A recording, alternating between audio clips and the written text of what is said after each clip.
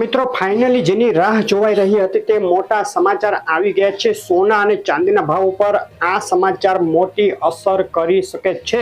શું આગામી દિવસોમાં સસ્તું થવાનું છે સોનું અને સસ્તું થાય તો કેટલું સસ્તું થઈ શકે, ચાંદીના ભાવમાં શું થશે, અત્યારે જે કંઈ ન્યૂઝ ચાલી રહ્યા છે, દુનિયાભરમાં જે કંઈ ઘટનાઓ બની રહી છે ઇકોનોમિક દ્રષ્ટિએ, એમાં જીઓપોલિટિકલ ટેન્શન ખાસ કરીને ભારત પાકિસ્તાન વચ્ચે જે અત્યારે તણાવ ચરમ સીમાએ પહોંચી ગયા છે, બંને દેશ એક મોટા યુદ્ધની કગાર ઉપર આવીને ઊભા છે, તો તેની સોના ચાંદીના ભાવ ઉપર શું અસર થઈ શકે તેની પણ વાત આજે કરવાની છે। અત્યારે સોનું ખરીદવું કે હજુ સસ્તું થવાની રાહ જોવી તે સવાલનો જવાબ આપવાનો છે। અગત્યનો વિડીયો, શોર્ટ વિડીયોમાં માહિતી આપીશ। જે મિત્રો નવા હોય, પહેલીવાર વિડીયો જોતા હોય તેઓ ખાસ ચેનલ સબસ્ક્રાઇબ કરવાનું અને ફેસબુકમાં જોડેલા મિત્રો પેજ ફોલો કરવાનું ભૂલશો નહીં। જૂના મિત્રોને ખ્યાલ જ છે કઈ રીતની માહિતી આપણે આપીએ છીએ, તેઓ આખો વિડીયો જોવે છે। નવા મિત્રોને પણ વિનંતી કરીશ કે આખો વિડીયો જોવો જરૂરી। તો આજની વાત ઝડપથી શરૂ કરીએ તો અત્યારે જે કાંઈ પરિસ્થિતિઓ ઊભી થઈ છે તે અને પાછલા દિવસોમાં સોનાના ભાવમાં જે મૂવમેન્ટ જોવા મળી તે બંને સંકળાયેલી છે અને તેની લાંબા ગાળાની અસરો, ટૂંકા ગાળાની અસરો થવાની છે સોનાના ભાવ ઉપર। સૌથી મોટા સમાચાર જે અત્યારે આવ્યા છે તે છે ચાઇના અમેરિકા વચ્ચે ટ્રેડ ડીલ મામલે વાતચીત આખરે શરૂ થવા જઈ રહી છે। આજે જીનીવામાં ચાઇના અને અમેરિકા બેઠક કરશે ટ્રેડ ડીલ મામલે। તે પહેલા ટ્રમ્પે નરમ રૂખ અપનાવ્યો છે, ચાઇના પણ ઓલરેડી નરમ રૂખ અપનાવી રહ્યું છે, તો આ વાતચીત પોઝિટિવ રહે અને ટૂંક સમયમાં ચાઇના અમેરિકા વચ્ચે જે ટ્રેડ વોર છે તે મામલે નિરાકરણ આવી જાય તેવી સંભાવનાઓ હાલ વધી રહી છે। આ સમાચારે સોનાના ભાવ ઉપર મોટી અસર છેલ્લા 2 દિવસમાં પણ કરી છે અને હજુ આગળ પણ કરશે। તેની વાત આપણે કરશું કે સોનાના ભાવમાં આ સમાચારથી શું ઘટાડો થશે કે નહીં। તે પહેલા વાત લઈ લઈએ ભારત પાકિસ્તાનની। ભારત પાકિસ્તાન વચ્ચે પહેલગામ આતંકવાદી હુમલા બાદ જે ટેન્શન વધી રહ્યું હતું તેમાં ભારતે ઓપરેશન સિંદૂર ચલાવ્યું જે પાકિસ્તાનના આતંકવાદી ઠેકાણાઓ ઉપર।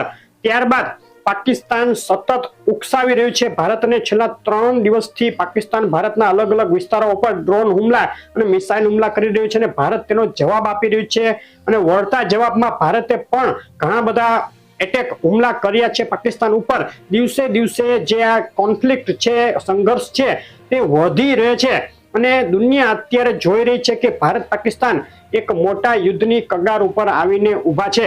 જો ભારત પાકિસ્તાન વચ્ચે સંપૂર્ણ કક્ષાનું યુદ્ધ થાય તો તેની સોના ચાંદીના ભાવ ઉપર શું અસર થાય। સૌથી પ્રથમ આપણે એક વાત જણાવી દઈએ કે સંપૂર્ણ કક્ષાનું યુદ્ધ કોઈના માટે હિતાવહ નથી, પરંતુ પાકિસ્તાન ભારતને ઉશ્કેરી રહ્યું છે, તો આગળ જોવાનું રહેશે કે જો યુદ્ધ હજુ વધે। અત્યાર સુધી સોનાના ભાવ ઉપર તેની અસર નથી થઈ રહી, પરંતુ યુદ્ધ વધે તો અસર ચોક્કસ થઈ શકે। પહેલી અસર એ રીતે થાય કે ભારતની કરન્સી રૂપિયો નબળો પડે। રૂપિયો નબળો પડે એટલે આપણને સોનાનું જે ઇમ્પોર્ટ આવે તે મોંઘું પડે, જેને લઈને સોનાના ભાવમાં વધારો થાય અને તે સિવાય જો મોટું યુદ્ધ થાય તો બીજા દેશો પણ તેમાં ઇન્વોલ્વ થઈ શકે, ચાઇના, અમેરિકા, રશિયા, જેથી યુદ્ધ એક આંતરરાષ્ટ્રીય સ્તર સુધી પહોંચી જાય અને તેને લઈને સોનાના ભાવ ઉપર આંતરરાષ્ટ્રીય ભાવમાં અસર થઈને સોનું મોંઘું થઈ શકે। આ સંપૂર્ણ કક્ષાના યુદ્ધની સોના ચાંદીના ભાવ ઉપરની અસરની આપણે વાત કરી। આગળ જોવાનું રહેશે કેટલા ફેરફારો આમાં આગળ થાય છે તે। હવે ફરીથી ટ્રેડ ડીલની વાત ઉપર આવી જઈએ તો ચાઇના અમેરિકા વચ્ચે જે ટ્રેડ ડીલ થવા જઈ રહી છે, આજથી વાતચીત થવા જઈ રહી છે, તે પોઝિટિવ રહેશે તો સોનાના ભાવ ઉપર ચોક્કસ એક દબાણ આવશે। આજની ટ્રેડ ડીલમાં કોઈ એવું નિવેદન આવશે બેઠકમાં કે પોઝિટિવ રહી છે બેઠક અને અમે ટેરિફ ઘટાડવા જઈ રહ્યા છીએ કે સમાધાન કરવા જઈ રહ્યા છીએ, તો સોમવારથી જ સોનાના ભાવમાં એક ઘટાડો જોવા મળી શકે। જો સંપૂર્ણ સમાધાન થઈ જશે તો સોનાના ભાવમાં અહીંથી $200 થી $300 સુધીનો ઘટાડો શક્ય છે, જે ભારતીય બજારમાં ₹5000 કે તેથી વધુનો ઘટાડો 10 ગ્રામે ગણી શકાય। એ સિવાય રશિયા યુક્રેન યુદ્ધમાંથી પણ જે સમાચારો આવી રહ્યા છે હજુ સુધી સમાધાન થયું નથી। આશા હતી બધાને કે એપ્રિલ મે મહિનામાં રશિયા યુક્રેન યુદ્ધમાં સમાધાન થઈ જશે, પરંતુ અમુક કારણોસર સમાધાન થયું નથી। તો આ સમાધાન કેટલું પાછું ઠેલાય અને કેટલું જલ્દી થાય તે પણ સોનાના ભાવ ઉપર અસર કરશે। સમાધાન થવાની સાથે સોનાના ભાવ ઉપર એક પ્રેશર ચોક્કસ આવશે અને આ પ્રેશર આવવાની સાથે સોનાના ભાવ ઘટી શકે।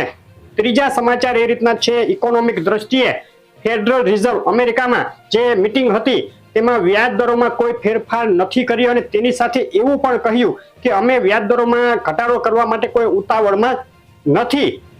આ સમાચાર પણ સોનાના ભાવને પ્રેશર આપી રહ્યા છે, જેથી ફેડ મીટિંગ બાદથી જ સોનાના ભાવમાં એક દબાણ સાથે ઘટાડો થવો શરૂ થઈ ગયો હતો.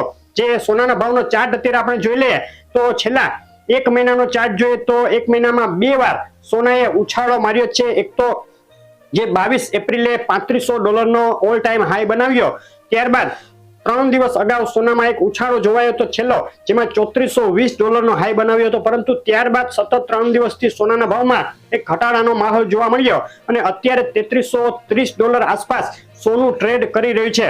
આગળ જે કઈ સમાચારો આપણે કહ્યા તે જે પ્રમાણે આવશે તે સોનાના ભાવ ઉપર અસર કરશે, પરંતુ અત્યારે ઘટાડા તરફી જોર વધુ રહે તેવું આપણને લાગે છે સોનાના ભાવમાં.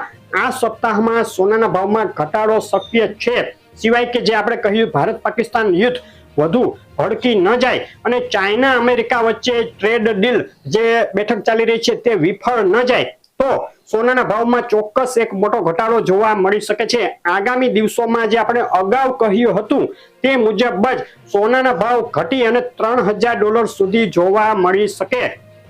$3200 થી $3220 નો આંતરરાષ્ટ્રીય સ્તર એક ખૂબ જ અગત્યનો સપોર્ટ છે. આ સપોર્ટ તોડ્યા બાદ સોનું ઝડપથી નીચે આવી શકે તો ક્લોઝ મોનિટરિંગ કરવાનું રહેશે સોનાના ભાવનું, લેવલનું અને જે કાંઈ સમાચારો આવી રહ્યા છે તેનું. તો સવાલ થાય કે અત્યારે શું કરવું? તો અત્યારે આપણે જે અગાઉ જે ભાવ ઘટ્યો હતો તેમાં આપણે SIP સિસ્ટમેટિક ઇન્વેસ્ટમેન્ટ પ્લાન અમલમાં મૂકવાની વાત કરી, ત્યારે થોડું સોનું લઈ લેવાની સલાહ આપી હતી. તો જે મિત્રોએ લઈ લીધું હોય તેમને ત્યારે જે થોડો ઓછો ભાવ હતો 94,000-95,000 આસપાસ, તો તેમાં સોનું મળી ગયું હશે. અત્યારે સોનાનો ભાવ આજનો છે $98,800 આજુબાજુ, 24 કેરેટ 10 ગ્રામ સોનાનો. બિલ સાથે સોનાનો ભાવ 99,500 આજુબાજુ છે. હવે આ સોનાના ભાવમાં અત્યારે આપણે સોનું ખરીદવાની સલાહ નથી આપતા. અહીંથી એક ઘટાડાની રાહ જોવી હિતાવહ રહેશે. જેમને લાંબા ગાળા માટે રોકાણ કરવું છે તેઓ થોડા ઘટાડાની રાહ જોઈ શકે. આપણે જે કાંઈ પરિબળો બતાવ્યા તે પોઝિટિવ રહે તે મુજબનું થાય તો સોનામાં એક ચોક્કસ ઘટાડો આવશે. અહીંથી $2,000 થી $3,000 ઘટાડો આવે ત્યારે સોનું ખરીદવાની ફરીથી શરૂઆત કરી શકાય તેવું આપણું માનવું છે. અને ત્યારબાદ જેમ જેમ ઘટતું જાય તેમ કટકે કટકે સોનું લેતું રહેવું. એક સાથે એવી રાહ ન જોવી કે સોનું 90,000 થશે કે 90,000 ની અંદર જશે પછી જ આપણે ખરીદશું. કારણ કે આંતરરાષ્ટ્રીય સ્તરે જે કાંઈ મોટા ફેરફારો સતત થઈ રહ્યા હોય છે, અમુક ફેરફારો એવા હોય છે કે જે આપણી કાબુ બહારના હોય છે કે એટલે આપણે પ્રેડિક્ટ ના કરી શકીએ. તો એવું કંઈ થઈ જાય તો સોનાના ભાવ ઘટતા અટકી જાય અને ફરીથી વધવા પણ માંડે તો દરેક ઘટાડે ખરીદી કરવી અને સિસ્ટમેટિક ઇન્વેસ્ટમેન્ટ પ્લાન SIP થી ખરીદી કરવી તે અત્યારે વધુ હિતાવહ રહેશે. ચાંદીના ભાવની વાત કરી લે તો ચાંદીમાં જે ચાઇના અમેરિકા ટ્રેડ ડીલ થશે પછી એક મજબૂતી આવી શકે. મજબૂતી એટલે સોનાના ભાવ ઘટશે તો ચાંદી ઝડપથી એટલી બધી ઉપર ન પણ જાય, પરંતુ ચાંદીના ભાવ ઘટતા અટકી જાય અને એક સીમિત રેન્જમાં આવી જાય. ચાંદી છેલ્લા એક મહિનાથી સીમિત રેન્જમાં જ છે. 5,000 થી 7,000 રૂપિયાની વધઘટ સાથે એક મહિનાથી ચાંદી ટ્રેડ કરી રહી છે. એકદમ ઝડપથી વધારો પણ નથી થયો, એકદમ ઝડપથી ઘટાડો પણ નથી થયો.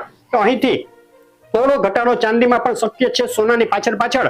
તો ચાંદી પણ ત્યારે ખરીદવી. આ ભાવમાં અત્યારે આપણે ચાંદી પણ ખરીદવાની સલાહ નથી આપી રહ્યા.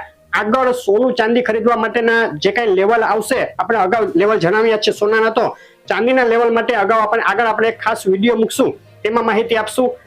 આ માહિતી કેવી લાગી ખાસ કહેજો. આ રીતની માહિતી અઠવાડિયે આવતી રહેશે, તો તે તમારે જોવી હોય તો ચેનલ સબસ્ક્રાઇબ કરવી ખાસ જરૂરી છે. ફેસબુક પેજ ફોલો કરવું ખાસ જરૂરી છે. તમારા શહેરના તાજા ભાવ જાણવા હોય તો કોમેન્ટમાં શહેરનું નામ લખી મોકલી આપો. માહિતી કેવી લાગી ખાસ કોમેન્ટમાં જણાવજો. આપણો દિવસ શુભ રહે. આભાર.